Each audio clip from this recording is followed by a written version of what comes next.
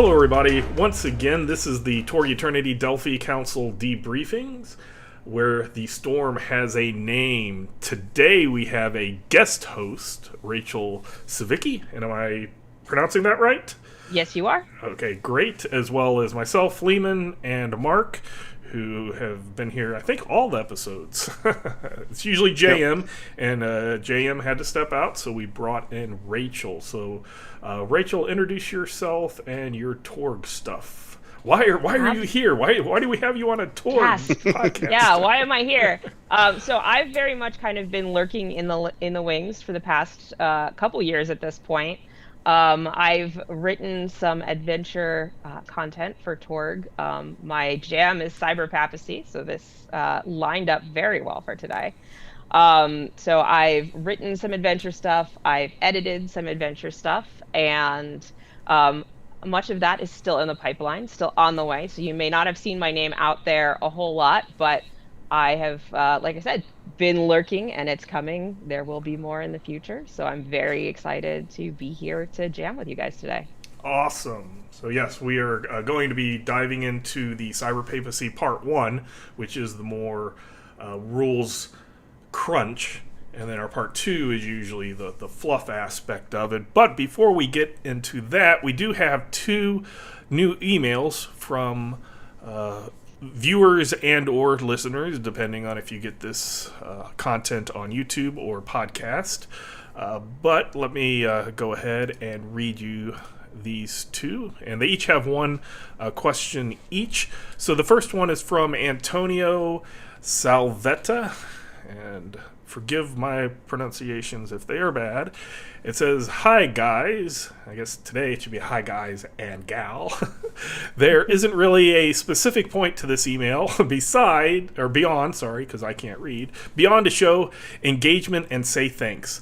I'd like to thank you for running the debriefings. It's added a real depth and texture to Torg for me to hear other people's experience of running it for almost as long as I can remember. Mine was the only gaming group in Ireland running it, so I have spent a long time wondering if I was doing it correctly.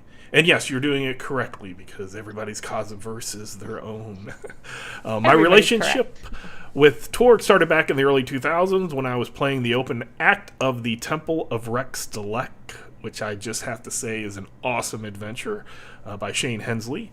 At a con in another country, I immediately fell in love with this amazing, quirky game and set about trying to get my hands on every single book over the next couple of years. Not an easy thing to do, no, especially in the early 2000s. By about 2005, I had managed to gather and devour all the books, and I started to GM a weekly campaign, which wrapped up almost exactly 15 years later with most of the original characters. Very cool. Your mention of a post-mortem session was right on the money. We all had to deal with some seriously bittersweet feelings as we came to terms with having to say goodbye to some loved and hated PCs and NPCs who had been a weekly part of most of our adult lives. A good villain that the players hate is worth his weight in gold. Yes. In the process of running that campaign, I found myself having to rewrite martial arts and psionics rules completely, and to heavily modify most of the other systems so that the game's power level would balance out across tiers of play. Imagine my joy upon reading the rules in Torg Eternity to discover a more balanced, harmonized, and far less convoluted than my efforts system. I have similar things where I changed a lot of stuff in original Torg, and then Torg Eternity came out, and I'm like, hey, this did it better. Similarly, though, I kept modification of the realms to a minimum for obvious reasons. I'm absolutely blown away by the quality and creative decisions on Eternity. I love that the realms are all written with the view to Storm Knights having a reason to go there and something important to do when they get there. It does seem that I did think of one question. Though I've backed all of Eternity, I've only managed to read the core rules and day 1 so far, so this may be answered in one of the books on my shelf. But it seems that Quinn Sebastian is the Quinn Sebastian from original Torg, having somehow made it to Eternity. How did he get there, and have any other characters made it across? Many thanks for keeping the fire burning, Tony. So thank you very much, Tony, for writing.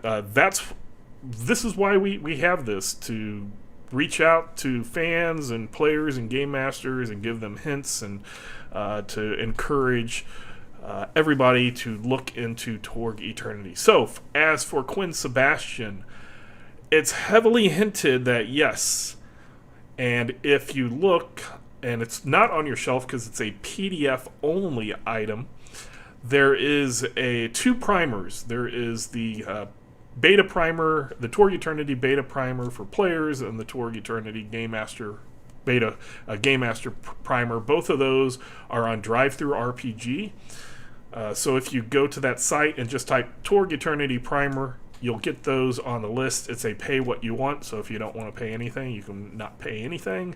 And there's a section specifically in there that very heavily hints to why and how this happened with Quinn Sebastian and whether or not he is from original Torg. So I'll just keep it there.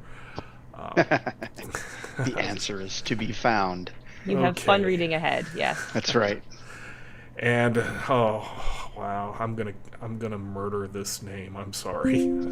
Our second email is from Jan Schwinzfeuer, Feier, SCHWENZFEIER. I will blatantly state I tried learning German, and it was the one language that completely stumped me, and I can recognize a few words, but pronunciation and stuff has always been difficult. But, and you can manage Cyrillic too. yes, so Cyrillic's easy.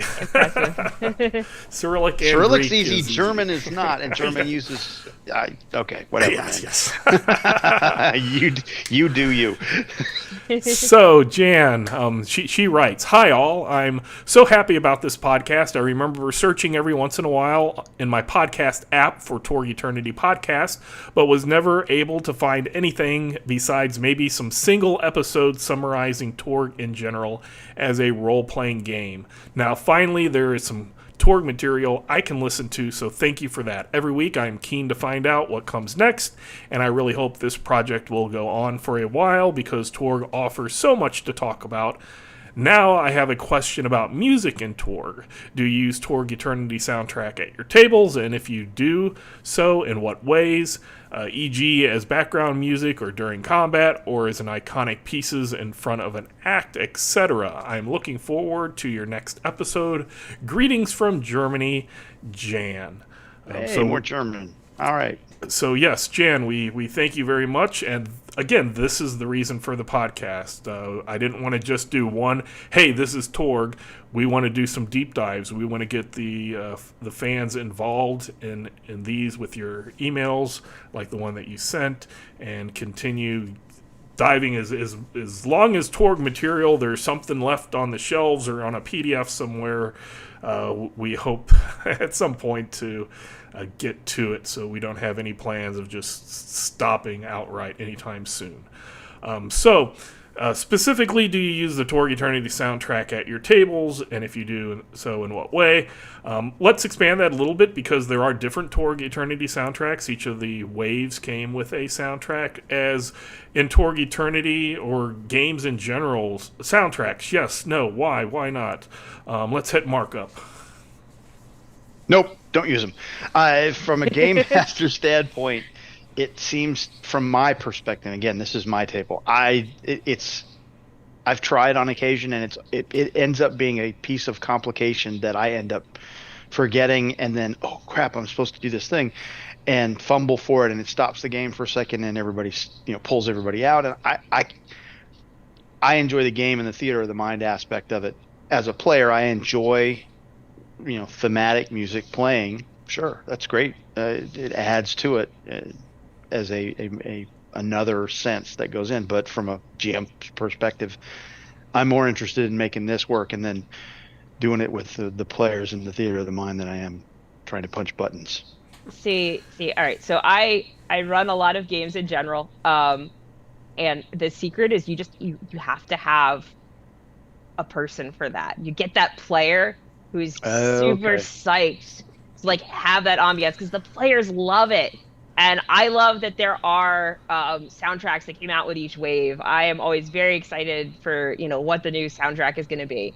Um, but the secret is like I have one player in one of my groups who's just super loves having that ambiance, and they actually have a soundboard built. And so they'll be sitting there and they'll be like, "Is it time? Is it time? Do I push the button? Do I do the thing?" And that person is great. Like that is the person who, it really just is making more ambiance, more fun for everybody else, and is very excited and having fun doing that on their own too, like building that all in and knowing that like this is their part of their role in the group. This is part of what they're bringing to the table is, helping to make that fun for everybody else.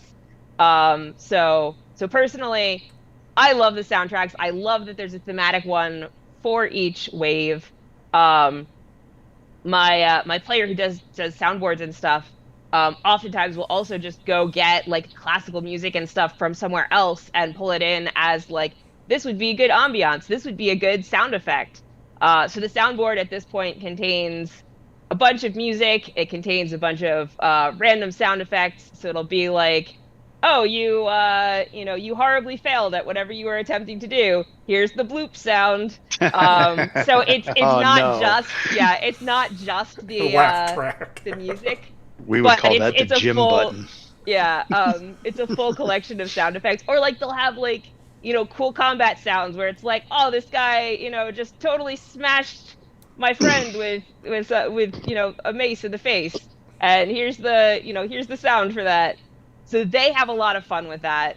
It brings a lot more fun to the table, just, for everyone. And I am very on board with enabling that and having the soundtracks and all of the extra add-ons that, they've added to the game with that. It's all been great. So Very cool. I have used it in limited quantities. When I was game mastering my home, and I put that in quotes because my home group at different times has decided to move across the country, so then we join up online, but we all know each other in real life. When I was doing Torg Eternity, through that, I threw some of the different soundtracks on. A lot of times I would get the, what's that noise? What's that? What's that noise? And then some people in my group just don't like it, and other ones do like it. So that's one of those things to figure out if you are liking it or not.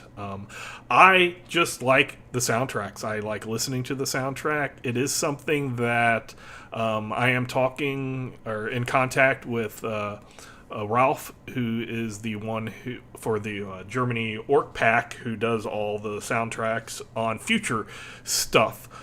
So we do want to continue putting out those soundtracks, and we're thinking about doing one for the Fractures of Shadows and Light, which I think would be awesome.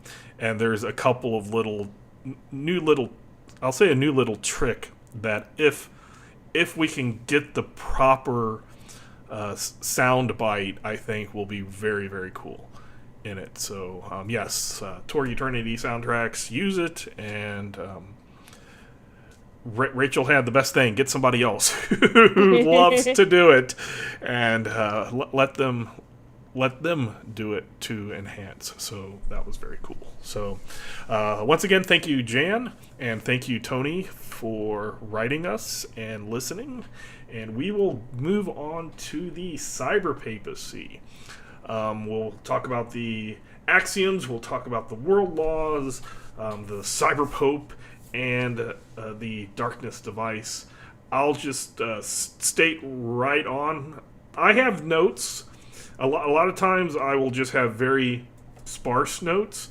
Cyberpapacy is one of the most different, in my opinion, realities in that there's a lot of contrary things going on. So not necessarily contradictions going on, but contrary things, especially when you get into the darkness device of the Cyberpapacy Ebonus Crux.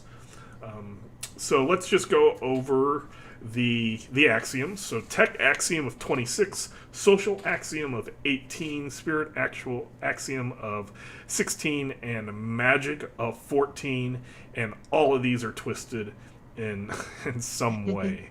So, Mark, do you have any thoughts of various any of the axioms, especially how they interact with the cyberpapacy?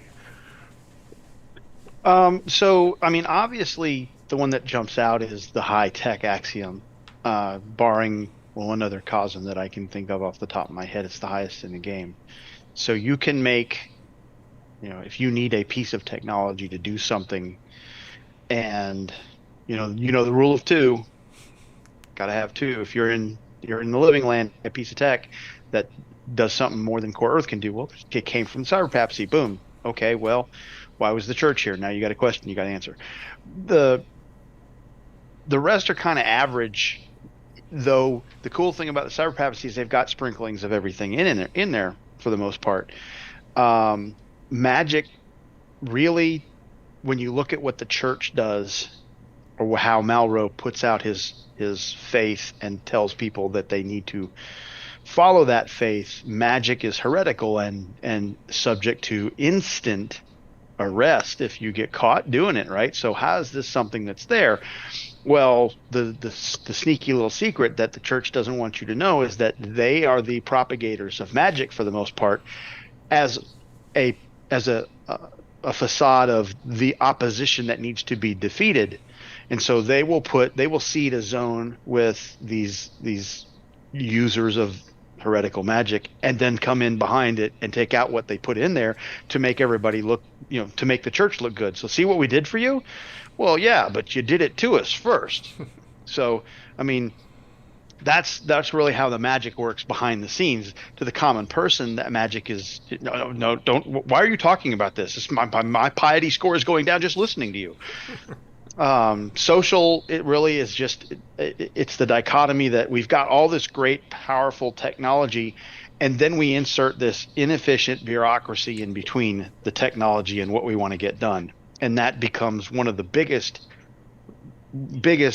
foils for the cyberpapacy, to me, is how their own need to have a bureaucracy, because everybody's got to have a job, right? If you're a priest, you got to have a job. So, okay, well, you're going to be carrying books from point to point. Well, why couldn't we just have them digitally transmitted? Well, because this guy's job is to carry books from point to point. Why are you trying to, so anyway, it becomes a vicious cycle. Spirit really is the one that it to me has the least impact, even though this is the most spiritual, you would think. It's not, but that's the way they put themselves out there. In that the priest class, or someone you look at and say, well, they are a spiritualist in cyberpapacy, they can do miracles, but the common person can't. And so to the common person, it's still miraculous. Whereas, you go to the living lands and, you get a miracle on every plant because that's how we do, right? Because, living land.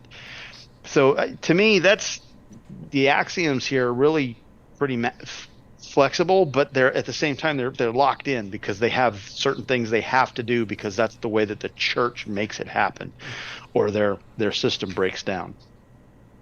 Rachel, any thoughts on the axioms? Yeah, so I likewise want to just kind of dive into a little bit of how much these are actually, each one of these kind of contains a contradiction in it. Yes. Because magic, yeah, it's not just that the church is sending, people, users of heretical magic out there so that they can then follow in and save the day. They're actually bringing demons, so that they can go fight the demons. They have a whole group of people whose job it is to put demons in places so that then they can go fight demons.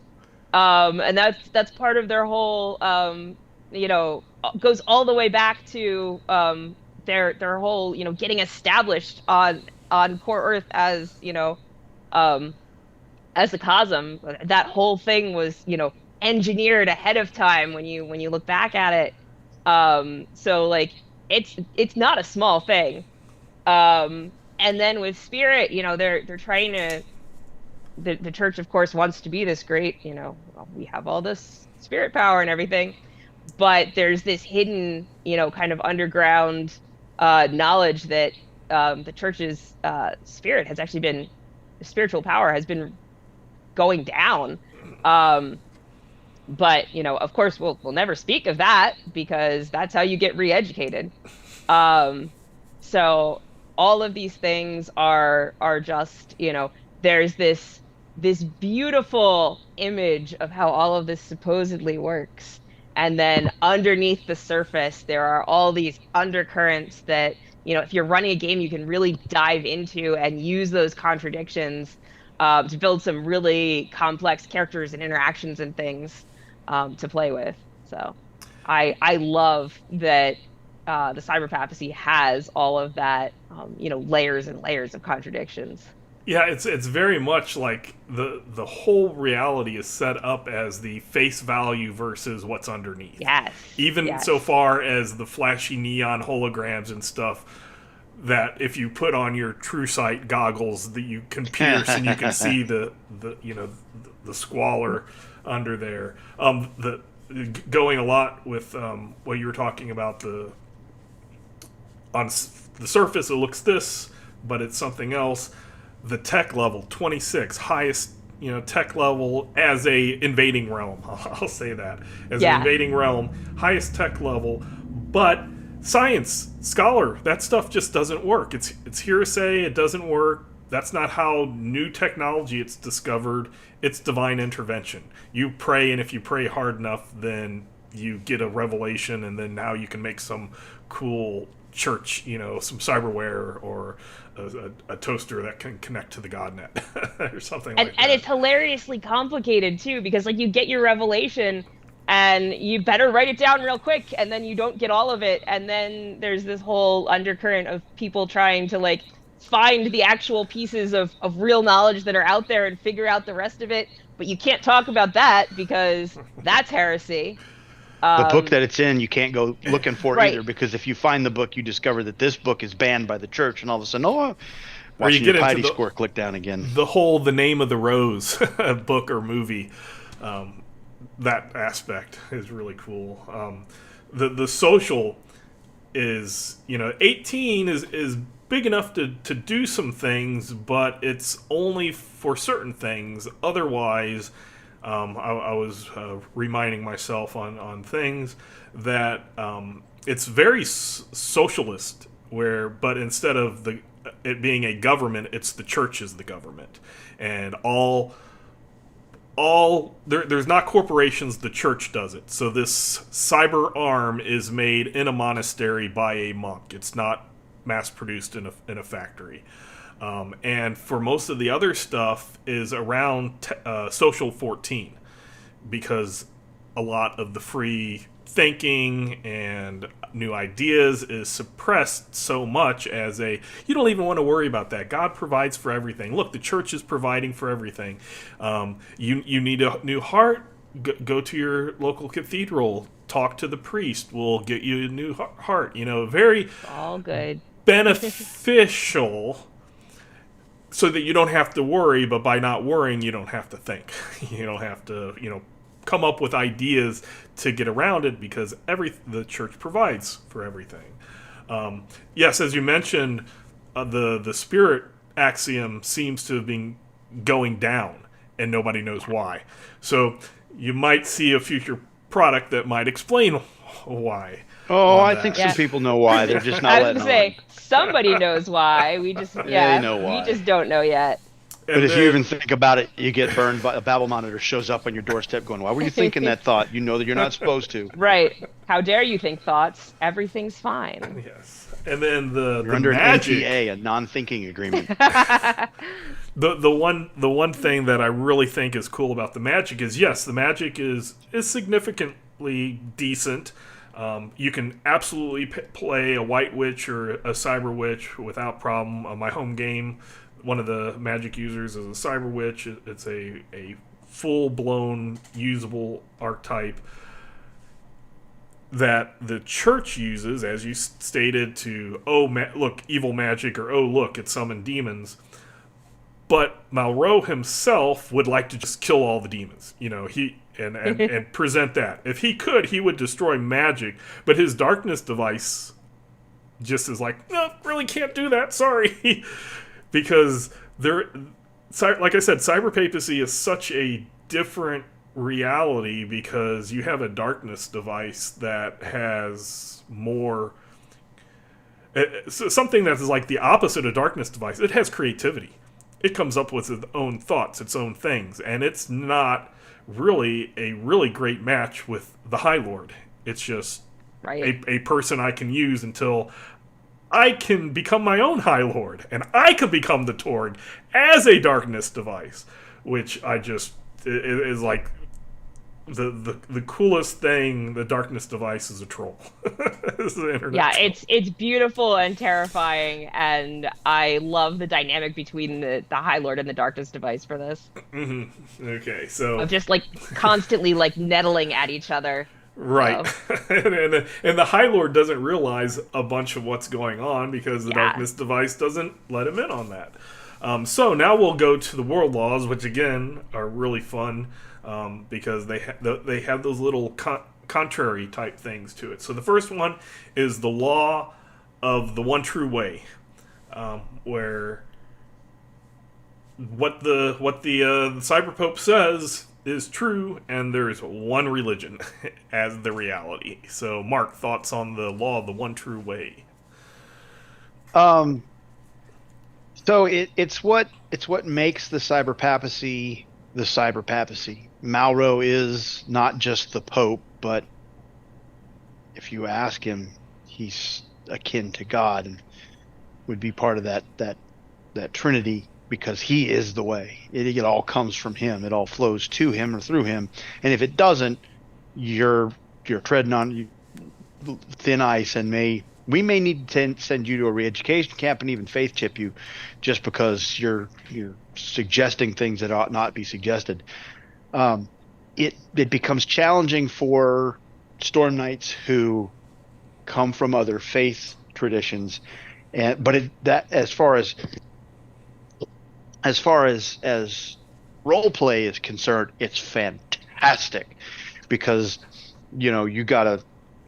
It doesn't. Sometimes it does. Sometimes it doesn't occur to the Storm Knights in the mission briefing.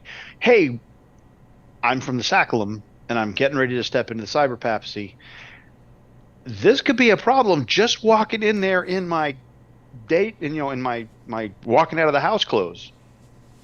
How am I going to deal with that? Adinos could be mistaken depending on whether they got death claw, bone marked, any of that kind of stuff going on. They could be mistaken for demons easily, and the one true way says we got to deal with that right off the bat. So how are you as on your trip there, how are you going to deal with that?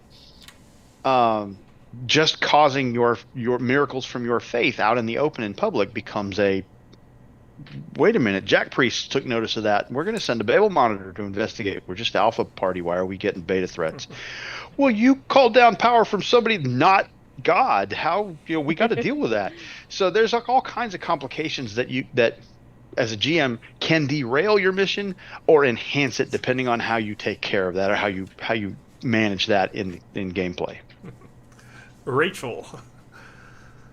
So one of my favorite things about the law of the one true way is that it's supposed to be, the one true way, but the darkness device is basically kind of left scrambling, trying to keep up because, it's supposed to mean that anything the Cyberpope says is it's the one true way. This is the truth. This is that beautiful high level, shiny truth. But that means that anytime he says anything, the darkness device is left scrambling, trying to make it true. And so the darkness device is sitting there like limiting itself to like the things that are a big deal, which means that there's going to be all of these cracks in it that are not quite going to line up because it just doesn't have the energy to keep up with, everything that is said. And that's a great way to give players kind of, a little way to work around the law of the one true way if you ever have to, because, you can work in these little cracks of like, as long as it wasn't a super big deal, it may not have gotten fully implemented yet, And so that's a really cool tool to play with. Yes, the Cyberpope speaks. It's the truth, and now the Darkness device has to spend that precious possibility energy to make it true. So if it can like stick to the words and not the meaning behind it, and it's easier, then it's going to do that. And Genie in also, the you know, bottle. especially since the Cyberpope and his Darkness device don't necessarily always get along, you know, it's very reasonable for it to cut corners every once in a while. And as the mechanical aspect in game is all other faiths are contradictions.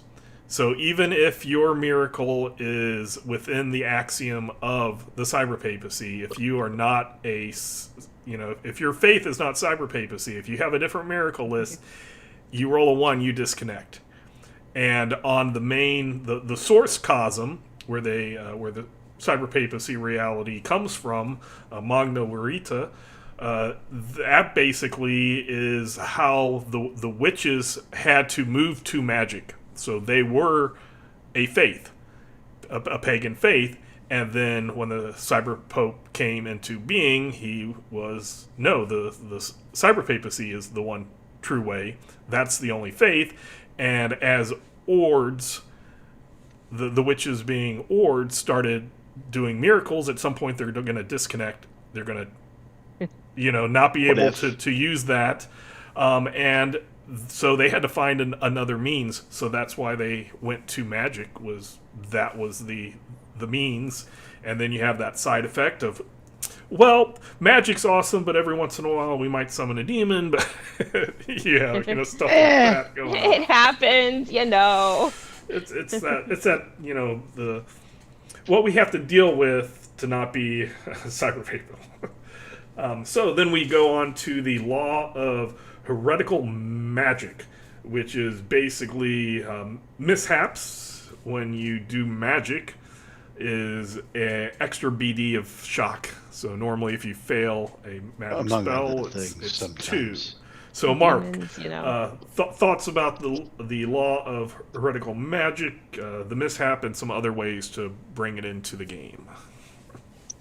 The law of heretical magic is, as Rachel was just saying this, and you were alluding to with the witches and whatnot. This is really kind of the spot where you tuck them into the cyberpapacy and they just exist. It's almost like a balancing act against that crack that Rachel was mentioning that kind of crept in and became larger and then became cemented into the reality because it just had so many people that flowed into it.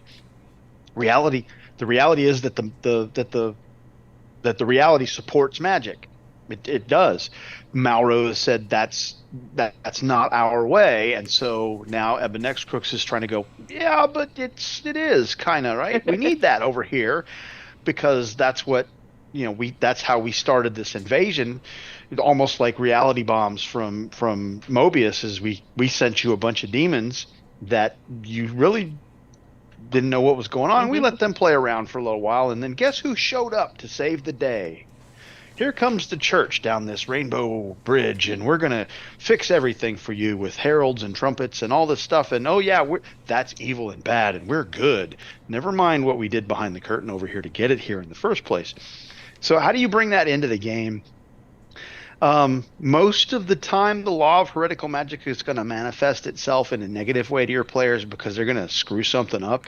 And then, as Liam said, BD, a shock comes in, and that BD, a shock every now and then is going to explode and explode and explode. And all of a sudden, I was just trying to enhance somebody, and now I'm passed out. How did that happen? And then every now and then, you roll that 1, and now you got to deal with whatever you were dealing with here.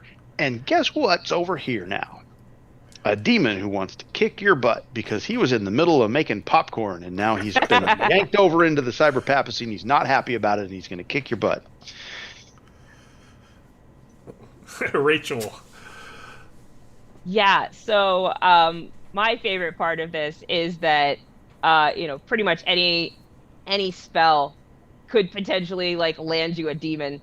So it really is, it's so high stakes that like there's always that chance that, you're just trying to do your nice small little thing, and now there's a demon, and now you have a problem. Um, so that's a lot of fun to kind of really just have that, like, that constant threat, that little risk every time that anybody wants to do anything with magic in the cyberpapacy. So yes, the law of heretical magic is very cool. It adds the okay, you have the witches who don't worship devils. They're pagans. They were denied their miracles by the law of the one true way, but then you have Malro saying all magic is of the devil. So you have Ebenus Crux trying to fix out what do I do to make this work with this, and he said a few things, and now I gotta twist this mess and to make it fun for game masters. And then we have the law of suspicion, which is the out of the three laws, there's usually two with the mechanical effect, and then the one that's a lot of cards and just flavor, and this is what the law of suspicion is. So Mark, law of suspicion. My favorite line for the Cyberpapacy, and I don't remember where it was written, is that the toaster is listening. Yes. And it is. And if you don't know what I mean, it's so when the Cyberpapacy came down, everything installed, the internet became the godnet, and everything installed into everything. If you were connected to anything, it got the godnet. Boom. It did suddenly things that, blah, blah, blah. Those nifty, I won't say the brand names, but if you got a refrigerator that you've got a thing that you can put that looks in and tells you what you're out of, that's listening. And so when you start talking to your significant other about, well, yeah, but I don't really believe that what Malraux said on the TV was true, your piety score goes down because the refrigerator reported you to the church police It does. And then you do that often enough and you get a knock at the door, and the Jack priest goes, we have these conversations you've been having, and we're not really happy with this. We need you to report to, this Bible study group on Wednesday nights so that we can re-educate you because you have wrong think going on there, and we got to fix that. And you're like, well, how did that happen? Well, the blender turned you in. It really is. It's everywhere. And so everybody becomes suspicious of everybody else. And a lot of times, most of the time, from a GM standpoint, most of the time, that's just suspicion ought to be unfounded because it makes good role play, right? But every now and then, there ought to be something behind that. And one of the things that I think is a highly underrated and underutilized aspect of the Cyberpapacy that gets almost no play at all is the Julians. And someday I'm going to pitch you something, Lehman, on the Julians, because I really think those guys there's a storyline there. But anyway, yeah.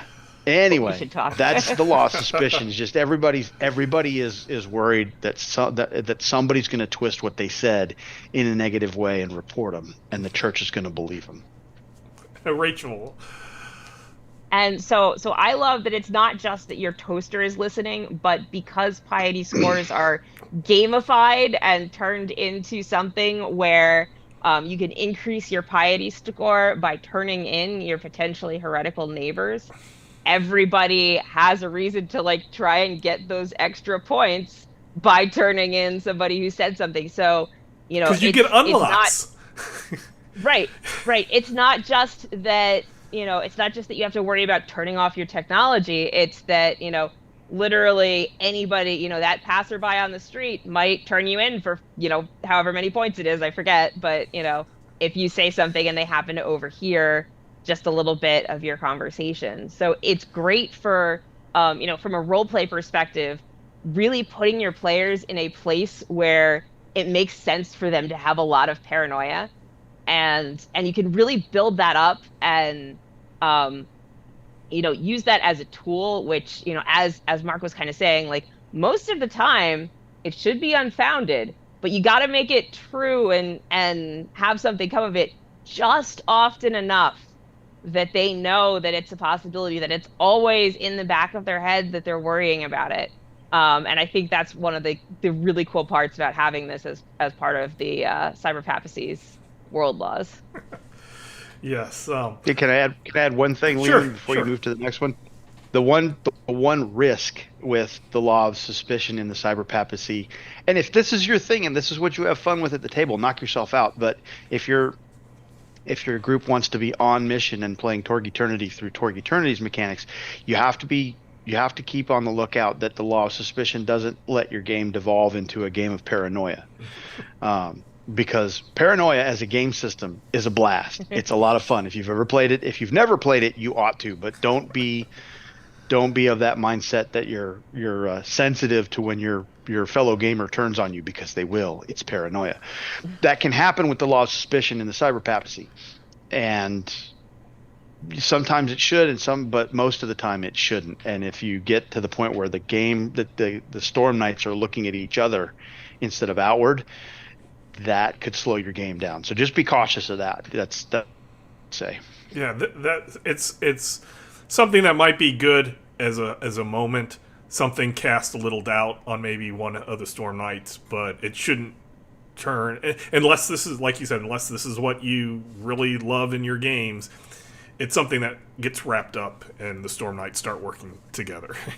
But other people, they can be suspicious about the Storm Knights Right. at all times. Oh yeah, NPCs all day long. Yeah, you want your players working together versus everyone else being the source of all of that suspicion. Right. And then I'll just add, it kind of goes along with more than just the law of suspicion, but the law of suspicion, you get reported, but then you don't immediately have the church police knocking down your door, because you have that bureaucracy, that medieval church thing. So the toaster tells the church, but it tells the church, and it's this one guy, this one priest in this one section, and then he has to take it, and then he has to go through a chain to get it to the church police, and file in triplicate. That's right. Transcribe the email into paper and then start sending it out.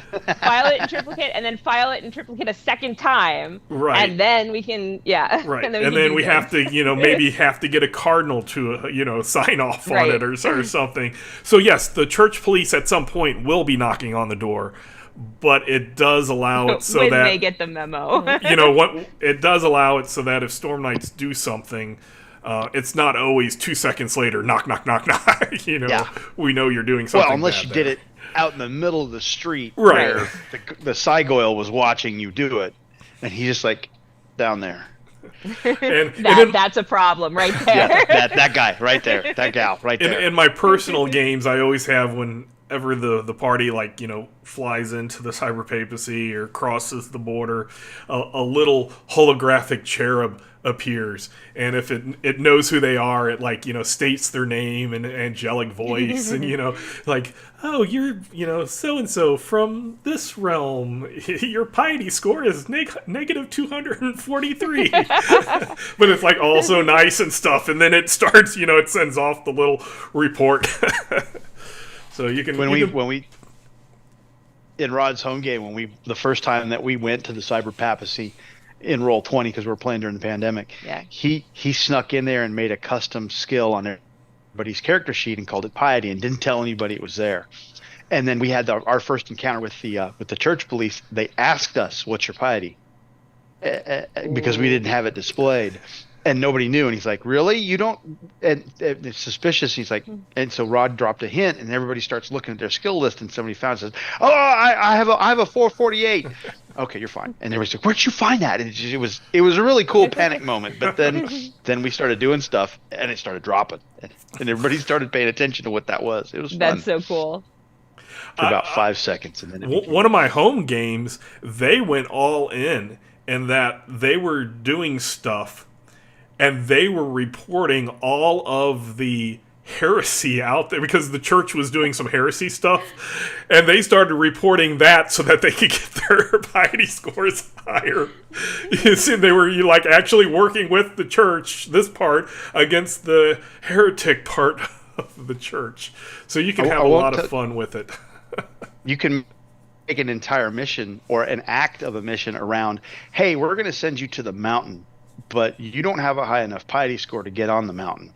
So go out in the world and do some stuff and get your score up. And then sit back as a GM and say, well, how did you do that? And they say, well, you haven't told us how to. No, how do you do that? And now the players have to get Game. creative. Yeah. How do you get your piety score up? I don't know. So very, very fun. Minor world laws. The law of ordeal. So I don't know if you previous looked at that, but Mark, law of ordeal. No knight who is false can win in combat against one who is true. I love Excalibur, but that is an actual fact in the Cyberpapacy because the law of ordeal says it is. If you and you can set that up as something that the Storm Knights roll up on and they watch. They watch, or it opens an act or it closes an act with you got this Cyber Knight in hard hologram armor rolling up on somebody with a power sword of David, getting ready to just beat the crap out of this Ord, who picks up a stick and puts a whooping on his ass. Oops, excuse me. It puts a whooping on him. Why is that? Because he spoke the truth and the Cyber Knight was lying. And all of a sudden you have to figure that out. Wait a minute, that can't. Why is that thing? And you start interviewing people and figuring it out, and you find out the church is lying. Why? Well, the church can't lie. They are. They are because this guy won quite convincingly. The law of ordeal says he can.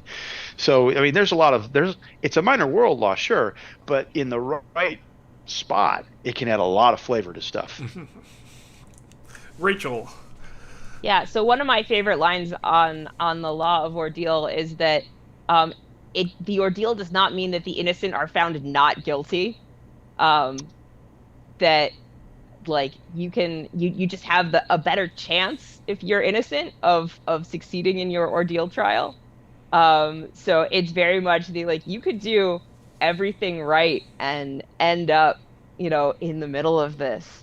You could have a character or an NPC end up in the middle of this, and they can have done everything right and still be found guilty, even though supposedly we have this one true way that makes the right things true. So I love that little potential, just kind of zinger that it doesn't always work. It gives them the chance, but it doesn't always. Yep. Or the witch dunking. If they float, they're a witch. I was just thinking of that. If they drowned, oops, sorry. Well, congratulations, you're in heaven. You're not a witch. You're not a witch. Good job. Yeah, we'll write down that you were innocent, but. Yep.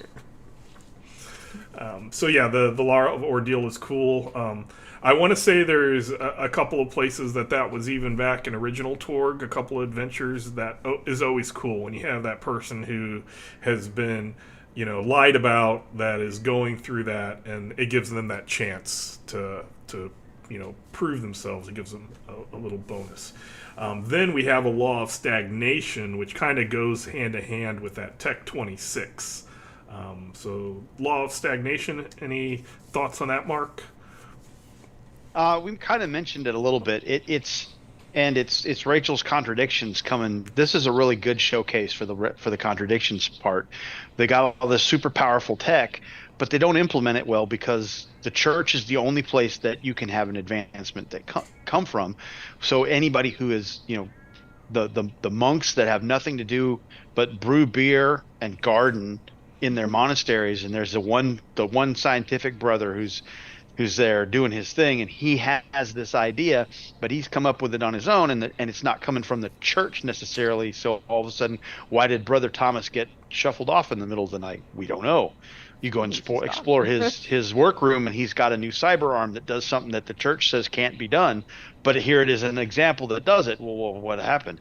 And I mean, it's that bureaucracy that gets in the way of everything, because you just got to have something for everybody to do, but we've got all this great technology, and so it comes together in this counterproductive system that looks great from the outside, but in implementation it works against itself. Rachel. And yeah, I love that this also affects social development. So you have this very medieval social structure potentially that can be running around, that you can feature in your campaign, while at the same time you as the it's all good, you have this very high tech level, very supposedly advanced society, but then this reality that everything is stagnated, that there hasn't been a lot of necessarily social development and things like that, and there won't be because of this law of stagnation. Right, and it like to go with Mark's tech way, you probably wouldn't have Mendel squares. Yeah. That would have he would have been hauled away. At the same time, you probably wouldn't have Thomas Aquinas because you wouldn't have the free thinkers out there trying to come up with something, and then the church needing to philosophically refute that. No, it's true. The Malraux Bible, boom, that's the true Bible, and we're done. Never mind, the Julian Bible is out there in places, and the fifth column is trying to figure out how to print that and put it out there because they like, hey, there's something else. No, there isn't. Smack. And then we have the law of sanction, which is about cyberware. So, Mark, law of sanction. Law of sanction for me really comes into play when you start dealing with cyberpapal storm knights and Tharkoldu, or not Tharkoldu, storm knights from Tharkold with occult tech, and you can build a lot of interesting locations in your cyberpapal cosm out of this one thing, because if you build a green as grass storm knight right out of the book and you've got 2 perks and one of them happens to be all this cyberware, and you're not a member of the church, meaning you work for the Delphi Council, then it's been hacked and it's not part of the GodNet. It's not sanctioned anymore. All kinds of problems can happen. But when you decide to buy a new perk and upgrade your cyberware, or you're a cyberpapal character who decides to buy the cyberware perk, now you got to decide whether or not you're going to get sanctioned or unsanctioned cyberware. And if you're going to get unsanctioned, you got to get it from somebody who doesn't have anything to do with the church. And now the law of suspicion comes in because you got to vet that guy or gal to make sure that they don't turn you in because their piety score is low, et cetera, et cetera. So it really is, there's a lot of openings there for role play, especially around the cyberware itself. And if you don't have characters or storm knights that are going to use that stuff, you can build it around the manufacture, distribution, implementation, and upgrade of it with various acts and scenes that become elements of your other missions, if you will. Why does this guy who's supposedly a public prominent church figure have this one piece of cyberware? That's not allowed. How do you even do that? Because if he connects to the GodNet, they instantly are going to know. So we don't need a lot of questions here. Let's go dig into that. So there's a lot of stuff you can do with the law of sanction. Rachel. Yeah, so the fun part of this is that you do have that choice when you're upgrading about whether you're going to try and find something sanctioned or unsanctioned. And if you do go with the sanctioned, well then law of suspicion and who's listening through it and what are you really connecting to, even if you've been assured that it's safe. So I love that you get that choice and that you can give players that option of do you want the sanctioned one that will not mess with your squishy human brain, or do you want the unsanctioned one and all of the risks that come with that? And was it really cleaned? When the guy says, "Yeah, this is we got all that stuff out." Did you really? And do they know? And if they say that they did, and you find out later that it wasn't, was that intentional, and all of that. So yeah, I love that so much of the stuff for the Cyberpapacy just really gives that opportunity for great role play and great, kind of mystery and paranoia and tense moments. It's almost as good as Pan Pacific for that kind of stuff. Yes. It is. Yeah. It's very close with a lot of things, even from we're summoning demons behind the scenes to defeat them. We're making Jiangxi to come in and defeat them. And then I'll just add for the law of sanction, you have the Cosm cards that get brought up that do the cyber psychosis for to affect the Storm Knights.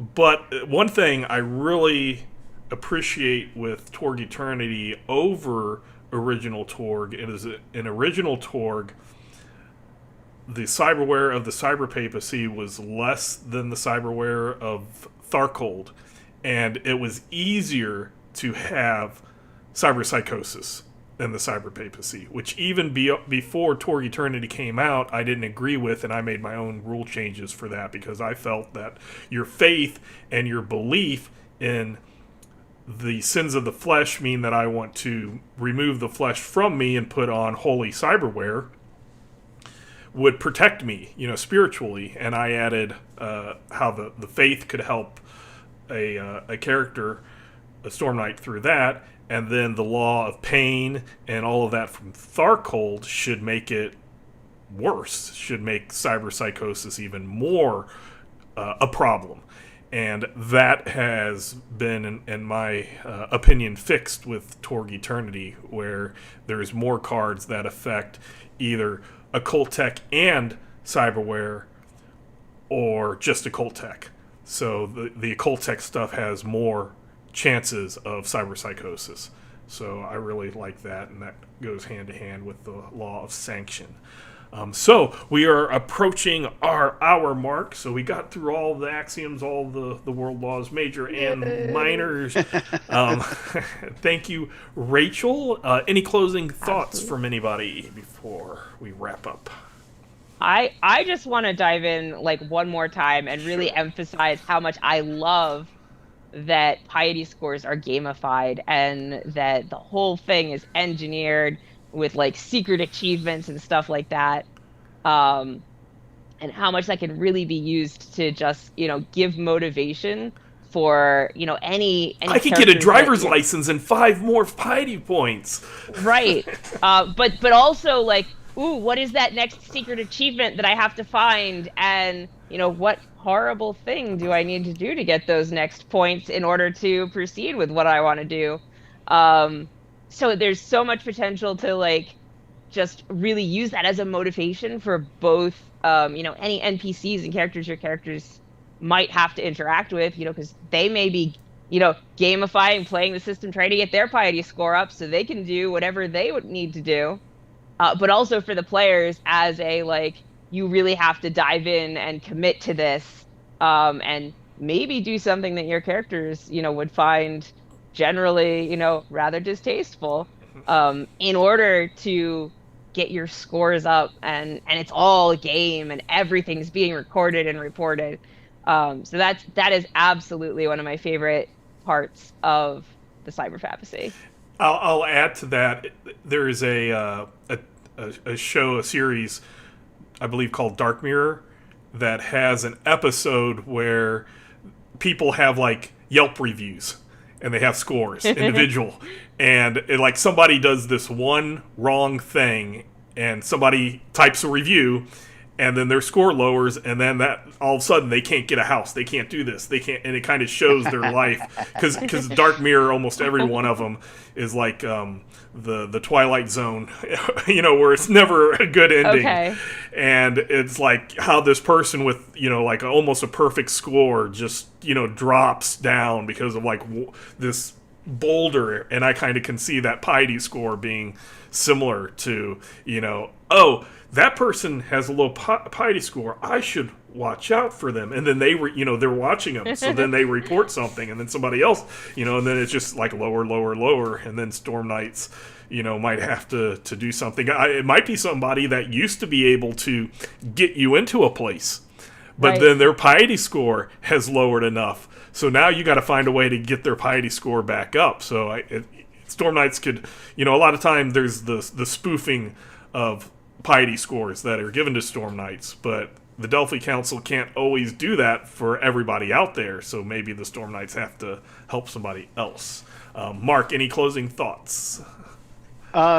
We've touched on most of it. The only closing thought I have isn't really a closing thought so much as it is a shout out for the Wednesday night stream, because if this setting appeals to you and you want to see how it runs, after Jim finishes running Revenge of the Caradon, we're going to have the Mega Adventure Unhallowed Data on the stream.